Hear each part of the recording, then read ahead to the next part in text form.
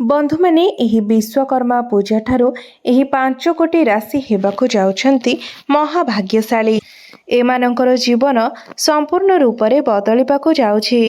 बंधु माने 16 सेप्टेम्बर अर्थात आज पड़ुअछि विश्वकर्मा पूजा एवं विश्वकर्मा पूजा दिन अर्थात आज कन्या संक्रांति मध्य पड़ुअछि एवं अनेक वर्ष परे माँ लक्ष्मी किछि राशिर व्यक्तिविशेष मानक उपरे बहुत कृपा रखिबाकु जाउछंती।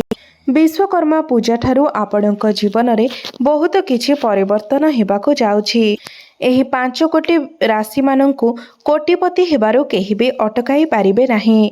बहुत बड़ बड़ खुशीर खबर आपणंकु प्राप्ति हेबाकु जाउअछि। आपणकर आगामी समय अत्यंत शुभमय रहिबाकु जाउछि।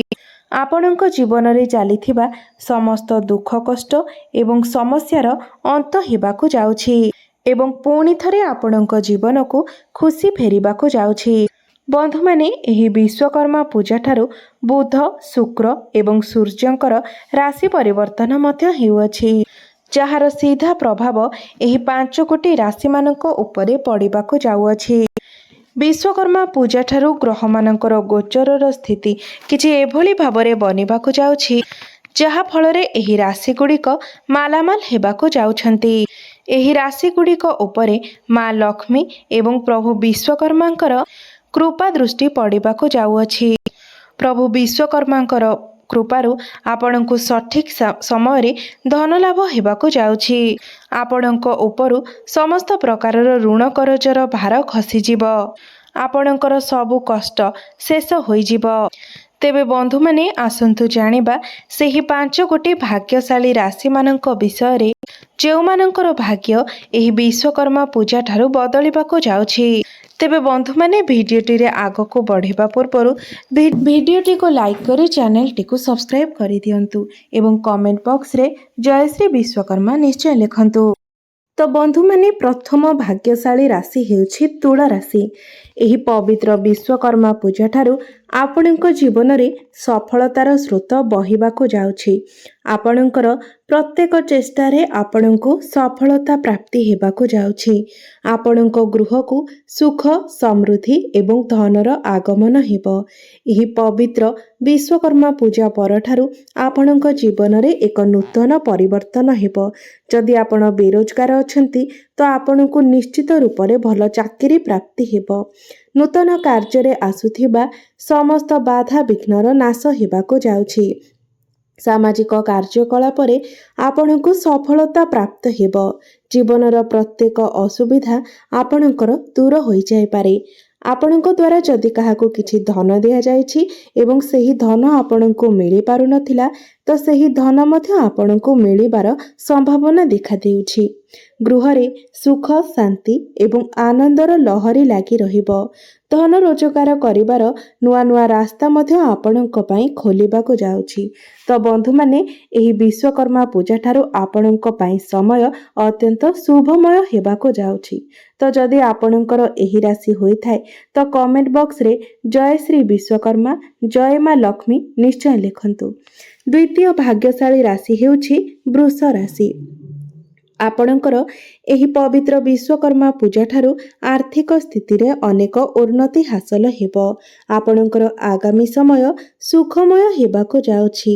आपणकर व्यापार वाणिज्य रे आपणको धन लाभ हेबार संभावना बनुअछि। एही समय रे आपणकर यात्रा लाभदायक हेबो। आपणक जीवन रे चलिथिबा समस्त प्रकार दुख एवं कष्टर अंत हेबाकु जाउछि। चाकरी करुथिबा व्यक्ति मानक पई एही पवित्र विश्वकर्मा पूजा ठारू समय अत्यंत शुभमय रहिबो। एही राशिर व्यक्ति विशेष मानकर गृह रे खुशीर वर्षा हेबो। आपण आपणकर प्रेम क्षेत्र रे मध्य सफलता प्राप्ति करिवे। तो बंधु माने आपणकर जदि वृष राशि होई थाए तेबे कमेंट बॉक्स रे भक्ति एवं श्रद्धार सहित जय श्री विश्वकर्मा जय माँ लक्ष्मी निश्चय लिखंतु। तृतीय भाग्यशाली राशि हेउछि बिछा राशि। तो बंधु माने बिछा राशिर व्यक्ति विशेष मानक गृह रे माँ लक्ष्मीकर कृपा वर्षिबाकु जाउछि। ଏହି ପବିତ୍ର ବିଶ୍ୱକର୍ମା ପୂଜା ଠାରୁ ଆପଣଙ୍କୁ ଆପଣଙ୍କ ଜୀବନରେ ପ୍ରତ୍ୟେକ କ୍ଷେତ୍ରରେ ସଫଳତା ପ୍ରାପ୍ତ ହେବାର ଯୋଗ ବନୁଅଛି। ଆପଣଙ୍କର ଆର୍ଥିକ ସଙ୍କଟ ଏବଂ ସମସ୍ତ ଋଣ କରଜରୁ ଆପଣଙ୍କୁ ମୁକ୍ତି ମିଳିବାକୁ ଯାଉଛି। ଆପଣଙ୍କ ଜୀବନରେ ଏହି ପବିତ୍ର ବିଶ୍ୱକର୍ମା ପୂଜା ପରଠାରୁ ପ୍ରତ୍ୟେକ କାର୍ଯ୍ୟରେ ସଫଳତା ମିଳିବ। ଆପଣମାନେ ଦିନରାତି ପରିଶ୍ରମ କରି ଉନ୍ନତି କରିବେ ଏବଂ ଏହା ସହିତ ଏକ ନୂତନ ପରିଚୟ ମଧ୍ୟ ସୃଷ୍ଟି କରିବେ। ଆପଣମାନେ ମହତ୍ତ୍ୱପୂର୍ଣ୍ଣ କାର୍ଯ୍ୟରେ ନିର୍ଣ୍ଣୟ ନେବାରେ ସଫଳତା ପ୍ରାପ୍ତ କରିବେ। ଆଗାମୀ ସମୟରେ ଆପଣଙ୍କର ଭାଗ୍ୟ ଘୋଡ଼ାଠାରୁ ଅଧିକ ଜୋରରେ ଦୌଡ଼ିବାକୁ ଲାଗିବ ଏବଂ ଏହି ପବିତ୍ର ବିଶ୍ୱକର୍ମା ପୂଜା ପରଠାରୁ ଆପଣଙ୍କ ଜୀବନରେ ଖୁସିର ବର୍ଷା ହେବ। ଆପଣଙ୍କ ପାଇଁ ଧନ ରୋଜଗାରର ନୂତନ ରାସ୍ତା ସବୁ ଖୋଲିବାକୁ ଲାଗିବ। ଅଚାନକ ଭାବରେ ଆପଣଙ୍କୁ ଆର୍ଥିକ ଲାଭ ମିଳିବାର ସମ୍ଭାବନା ବନୁଅଛି। ତ ବନ୍ଧୁମାନେ, ଆପଣଙ୍କର ଯଦି ବିଛା ରାଶି ହୋଇଥାଏ ତେବେ କମେଣ୍ଟ ବକ୍ସରେ ଭକ୍ତି ଏବଂ ଶ୍ରଦ୍ଧାର ସହିତ ଜୟ ଶ୍ରୀ ବିଶ୍ୱକର୍ମା, ଜୟ ମା ଲକ୍ଷ୍ମୀ ଅବଶ୍ୟ ଲେଖନ୍ତୁ। ଚତୁର୍ଥ ଭାଗ୍ୟଶାଳୀ ରାଶିଟି ହେଉଛି ଧନୁ ରାଶି। ଏହି ପବିତ୍ର ବିଶ୍ୱକର୍ମା ପୂଜା ପରଠାରୁ ଆପଣଙ୍କ ଗୃହରେ ସୁଖ, ସମୃଦ୍ଧି ଏବଂ ଧନର ଆଗମନ ହେବାକୁ ଯାଉଛି, ଯାହାଫଳରେ ଆପଣମାନଙ୍କର ସାମାଜିକ ପ୍ରତିଷ୍ଠା ମଧ୍ୟ ବଢ଼ିଯିବ। ସମାଜରେ ଆପଣଙ୍କର ମାନ ସମ୍ମାନ ବଢ଼ିବ। ଆପଣଙ୍କ ଆଡ଼କୁ ଲୋକମାନେ ଆକର୍ଷିତ ହେବେ। ଆପଣଙ୍କର ବ୍ୟାପାର ବାଣିଜ୍ୟ କ୍ଷେତ୍ରରେ ଆପଣଙ୍କୁ ଲାଭ ମିଳିବାର ସମ୍ପୂର୍ଣ୍ଣ ସମ୍ଭାବନା ରହୁଛି।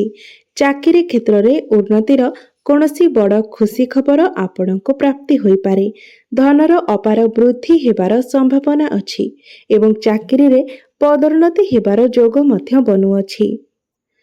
ପ୍ରଭୁ ବିଶ୍ୱକର୍ମାଙ୍କ ଆଶୀର୍ବାଦରୁ ଏହି ବିଶ୍ୱକର୍ମା ପୂଜା ଠାରୁ ଆପଣଙ୍କ ଜୀବନରେ ସମସ୍ତ ପ୍ରକାରର ଖୁସି ଆସିବାକୁ ଯାଉଛି। ଆପଣ ଅତି କଠିନରୁ କଠିନ କାର୍ଯ୍ୟକୁ ମଧ୍ୟ ସହଜରେ ଶେଷ କରି ଆଗକୁ ବଢ଼ିପାରିବେ। ପରିଶ୍ରମ ଏବଂ ଶ୍ରମିକ କାର୍ଯ୍ୟ କରୁଥିବା ଲୋକମାନଙ୍କୁ ଏହି ବିଶ୍ୱକର୍ମା ପୂଜା ପରଠାରୁ ନିଜର କାର୍ଯ୍ୟକ୍ଷେତ୍ରରେ ଅତ୍ୟଧିକ ଧନ ପ୍ରାପ୍ତି ହେବ, ଯାହାଫଳରେ ଆପଣଙ୍କ ପରିବାରର ସଦସ୍ୟମାନଙ୍କ ପାଇଁ ଆପଣ ନୂତନ ଜିନିଷ ମଧ୍ୟ କିଣିପାରନ୍ତି। ଆପଣଙ୍କର ପରିବାରରେ ଏବେଠାରୁ ଖୁସିର ମାହୋଲ ଲାଗି ରହିବ। କୌଣସି ଶୁଭ ମାଙ୍ଗଳିକ କାର୍ଯ୍ୟର ଆୟୋଜନ ମଧ୍ୟ ହୋଇପାରେ। ଆଗାମୀ ସମୟ ଆପଣଙ୍କ ପାଇଁ ଅତ୍ୟନ୍ତ ଶୁଭମୟ ହେବାକୁ ଯାଉଛି। ମା ଲକ୍ଷ୍ମୀଙ୍କର ନାମ ନେଇ ଆରମ୍ଭ କରିଥିବା ପ୍ରତ୍ୟେକ କାର୍ଯ୍ୟରେ ଆପଣଙ୍କୁ ସଫଳତା ମିଳିବ। ପଞ୍ଚମ ଭାଗ୍ୟଶାଳୀ ରାଶିଟି ହେଉଛି କୁମ୍ଭ ରାଶି। ବ୍ୟାପାର ବାଣିଜ୍ୟ କରୁଥିବା ବ୍ୟକ୍ତିମାନଙ୍କୁ ଏହି ପବିତ୍ର ବିଶ୍ୱକର୍ମା ପୂଜା ପରଠାରୁ ବ୍ୟାପାର ବାଣିଜ୍ୟ କ୍ଷେତ୍ରରେ ଅହେତୁକ ଧନ ଲାଭ ହେବାର ସମ୍ଭାବନା ବନୁଅଛି। ଆପଣଙ୍କର ସଫଳତାକୁ ଦେଖି ଆପଣଙ୍କର ଶତ୍ରୁମାନେ ଆପଣଙ୍କ ପ୍ରତି ଅତ୍ୟଧିକ ଉଗ୍ର ହୋଇପଡ଼ିବେ ଏବଂ ଆପଣଙ୍କର କ୍ଷତି ସାଧନ କରିବାର ବାଟ ଖୋଜିବେ ଏବଂ ସେଥିପାଇଁ ଅନେକ ଚେଷ୍ଟା ମଧ୍ୟ କରିପାରନ୍ତି। ମାତ୍ର ଆପଣଙ୍କୁ ସେଥିପାଇଁ ଡରିବାର କୌଣସି ଆବଶ୍ୟକତା ନାହିଁ, କାରଣ ଆପଣଙ୍କର ଏହି ଶତ୍ରୁମାନେ ସେମାନଙ୍କର ଚେଷ୍ଟାରେ ବିଫଳ ହେବେ। ସେମାନେ କଦାପି ବି ସଫଳ ହୋଇପାରିବେ ନାହିଁ। ଶିକ୍ଷାର୍ଥୀମାନଙ୍କୁ ଅତିଶୀଘ୍ର ନିଜର ଗୁରୁଜନମାନଙ୍କ ଠାରୁ କିଛି ବଡ଼ ଜିନିଷ ପ୍ରାପ୍ତି ହୋଇପାରେ। ଏହା ସହିତ ପରୀକ୍ଷାରେ ସଫଳତାର ଯୋଗ ମଧ୍ୟ ବନୁଅଛି।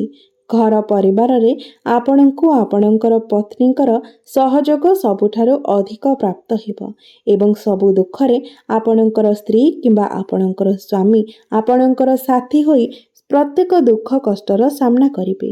ମା ଲକ୍ଷ୍ମୀଙ୍କର କୃପା ଦୃଷ୍ଟି ଆପଣଙ୍କର ଏବଂ ଆପଣଙ୍କର ପରିବାର ଉପରେ ସର୍ବଦା ଲାଗି ରହିବ। ତ ବନ୍ଧୁମାନେ, ଏମାନେ ଥିଲେ ସେହି 5 ଗୋଟି ଭାଗ୍ୟଶାଳୀ ରାଶି ଯେଉଁମାନଙ୍କର ଭାଗ୍ୟ ଏହି ପବିତ୍ର ବିଶ୍ୱକର୍ମା ପୂଜା ଠାରୁ ବଦଳିବାକୁ ଯାଉଛି। ଗ୍ରହମାନଙ୍କର ଗୋଚର ଅନୁସାରେ ଏମାନଙ୍କର ରାଜଯୋଗ ବନିବାକୁ ଯାଉଛି, ଯାହାଫଳରେ ଏମାନଙ୍କୁ ଅହେତୁକ ଧନ ଲାଭ ହେବା ସହିତ ଜୀବନରେ ଚାଲିଥିବା ଅନେକ ଦୁଃଖ କଷ୍ଟର ମଧ୍ୟ ଅନ୍ତ ହେବାକୁ ଯାଉଛି। ମା ଲକ୍ଷ୍ମୀଙ୍କର ବିଶେଷ କୃପା ଏମାନଙ୍କୁ ପ୍ରାପ୍ତି ହେବାକୁ ଯାଉଛି। ତ ବନ୍ଧୁମାନେ, ଆପଣଙ୍କର ରାଶି ମଧ୍ୟ ଯଦି ଏହି ରାଶି ମଧ୍ୟରେ ଥାଏ ତେବେ କମେଣ୍ଟ ବକ୍ସରେ ନିଶ୍ଚୟ ଲେଖିବେ ଏବଂ ଆପଣଙ୍କୁ ଯଦି ଏହି ଭିଡ଼ିଓଟି ଭଲ ଲାଗିଥାଏ ତେବେ ଭିଡ଼ିଓଟିକୁ ଲାଇକ୍ କରି ଚ୍ୟାନେଲଟିକୁ ସବସ୍କ୍ରାଇବ୍ କରିଦେବେ ଏବଂ କମେଣ୍ଟ ବକ୍ସରେ ଜୟ ଶ୍ରୀ ବିଶ୍ୱକର୍ମା, ଜୟ ମା ଲକ୍ଷ୍ମୀ ନିଶ୍ଚୟ ଲେଖିବେ।